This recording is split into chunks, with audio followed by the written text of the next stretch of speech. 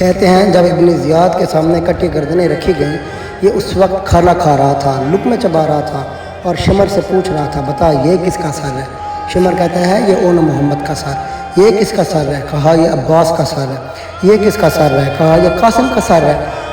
کھاتے کھاتے اس کی نگاہ ایک سر پر پڑی، پوچھتا ہے یہ کس کا سر ہے جو چودھویں کی چاند کی طرح چمک رہا ہے؟ کہا امیر یہ حسین کا بیٹا علی اکبر ہے، یہ اس کا سر ہے۔ کہتے ہیں ابن زیاد نے کھانا وہیں چھوڑ دیا، کہا تجھے کس نے کہا حسین کو قتل کرو؟ کہا امیر آپ کا حکم تھا۔ کہا خدا کی قسم اگر مجھے پتا ہوتا کہ حسین کا بیٹا اتنا حسین ہے میں کبھی حکم نہ دیتا اسے مارو۔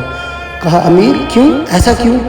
پھر ابن زیاد کہتا ہے کہ جس کا اتنا حسین بیٹا ہو اور اس کی گردن کٹ جائے، وہ اگر زندہ بھی ہوتا تو اس کو دیکھ دیکھ کر تڑپ تڑپ کر مر ہی جاتا نا۔